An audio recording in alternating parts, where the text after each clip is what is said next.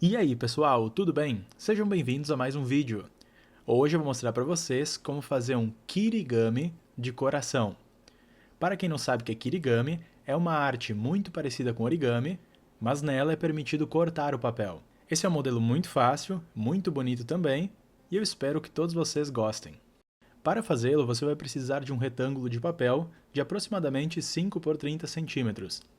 Se você quiser, pode simplesmente começar com uma folha A4 e dividir em 4.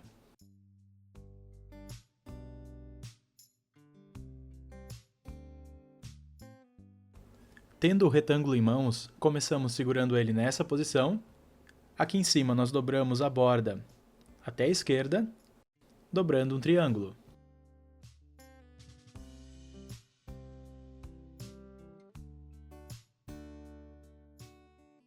Agora que temos esse triângulo dobrado, vamos trazer ele para baixo, deixando bem alinhado com as bordas.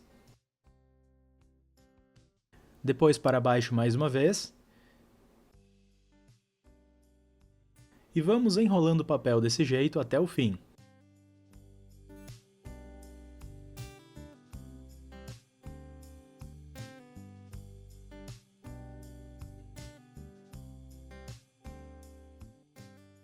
Chegando aqui no final, talvez você tenha um papel sobrando. Vamos usar ele como trava. Para isso é só abrir, dobrar o canto e depois encaixar essa diferença por baixo da primeira camada.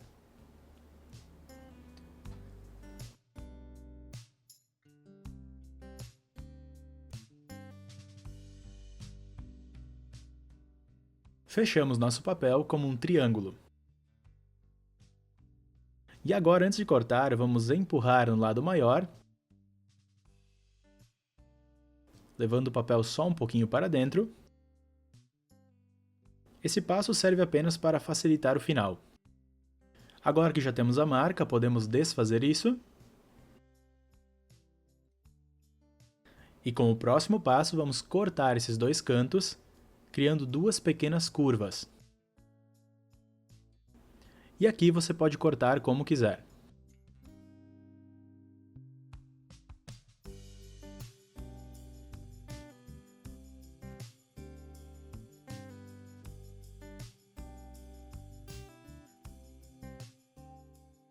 Finalizando isso, usando a marca que fizemos agora há pouco, vamos novamente empurrar o meio um pouco para dentro.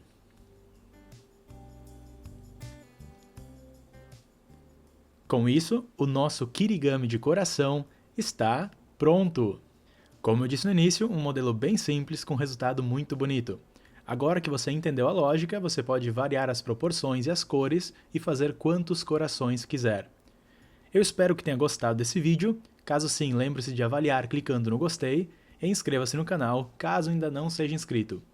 Muito obrigado por ter me assistido e até a próxima!